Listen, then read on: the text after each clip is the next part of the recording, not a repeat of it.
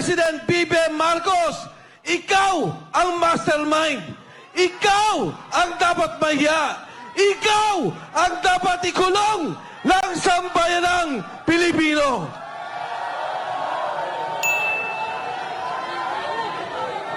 Ngayon, sasabihin nila, ang sabi po nila, Saldico, umuwi ka, harapin mo ang kaso. Ngayon, ang sabi nila, may kaso na si Saldico.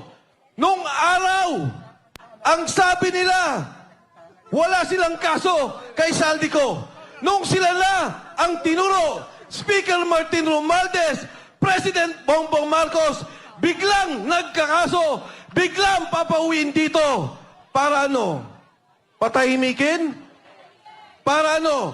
Pabaliktarin? Para ano? Patayin at mawala na ang tunay na mastermind, ang tunay na nagbebenepisyo sa korupsyon, pondo ng sambayanang Pilipino. Yan pong pondong yan, pera nyo. Binabayaran natin lahat yan. Buwis yan ng taong bayan. Tapos ganyan lang. Paano ang edukasyon? Yung PhilHealth, kinunan nila yung pondo. Paano ang mga na-ospital? Hirap na ang mga Pilipino. Pero ngayon narinig natin, bilyon-bilyon ang nawawalang pondo. Ang pong kinagulat, ang aking pong kinamangha. Dati ang sinasabi ko, imbestigahan ninyo si Saldico. Dati ang sinasabi ko, imbestigahan ninyo si Speaker Martin Romualdez. Ngayong kulang narinig yung sinabi ni Saldico na ang pera, dinadala nila ang mali-malitang pera kay President Bongbong BBM Marcos. Ang sabi ni Pangulong Marcos, mahiya naman kayo. Ang sabi niya, ikulong ang nagnakaw. Ang hamon ko sa kanya, President BBM Marcos, ikaw ang mastermind. Ikaw ang dapat mahiya. Ikaw ang dapat ikulong ng sambayanang Pilipino.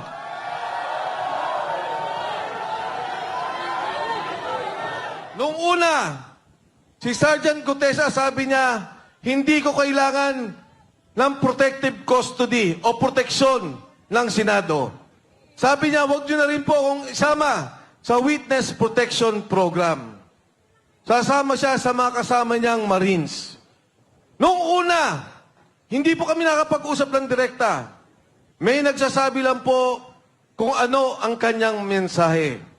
Ngayon, ang huling mensahe nung nakaraang 2 linggo, hindi na po siya pinoproteksyonan.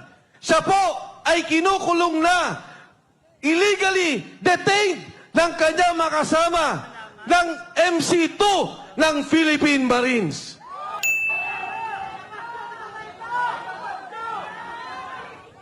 Alam niyo po, ang kinakaawa ko, naintindihan ko, si Sergeant Gutesa, napapirma na po nila ng affidavit.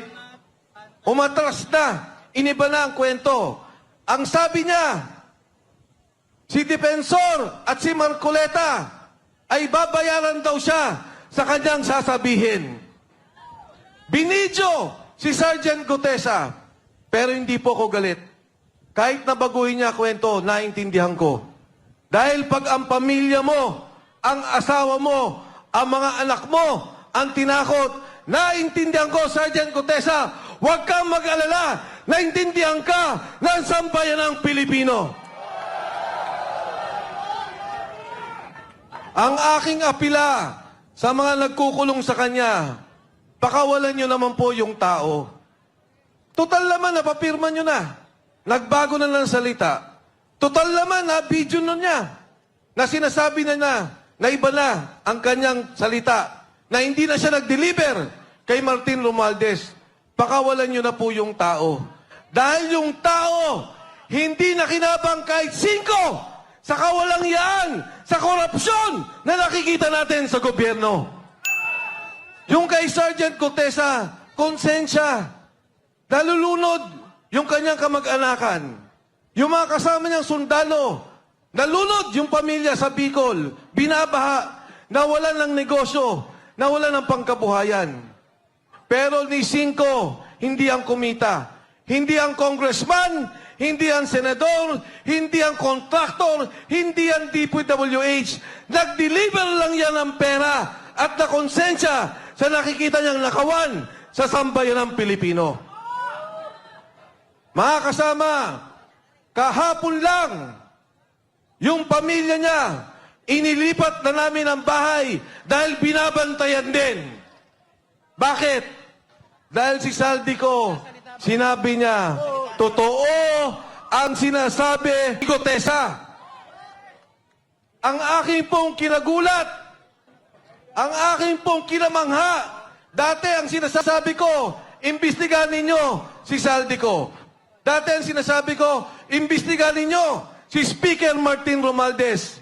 Ngayon ko lang narinig yung sinabi ni Saldico na ang pera, dinadala nila ang mali-malitang pera kay President Bongbong BBM Marcos.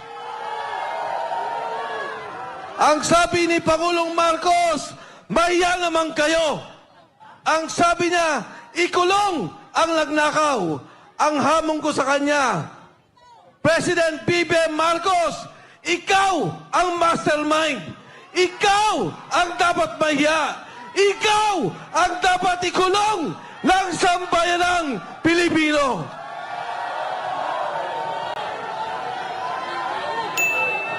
Ngayon, sasabihin nila, ang sabi po nila, Saldico, umuwi ka, harapin mo ang kaso. Ngayon, ang sabi nila, may kaso na si Saldico. Nung araw, ang sabi nila, wala silang kaso kay Saldico. Nung sila na ang tinuro, Speaker Martin Romualdez, President Bongbong Marcos, biglang nagkakaso, biglang papauwiin dito. Para ano? Patahimikin? Para ano? Pabaliktarin? Para ano? Patayin at mawala na ang tunay na mastermind, ang tunay na nagbebenepisyo sa korupsyon, pondo ng sambayanang Pilipino. Yan pong pondong yan, pera nyo. Binabayaran natin lahat yan. Buwis yan ng taong bayan. Tapos ganyan nangyari. Paano ang edukasyon? Yung PhilHealth, kinunan nila yung pondo. Paano ang mga na-ospital? Hirap na ang mga Pilipino. Pero ngayon narinig natin, bilyon-bilyon ang nawawa. Ano ang inyong reaksyon patungkol dito? Para sa iba pang mga katanungan o suhestyon, i-comment nyo lamang sa ating comment section.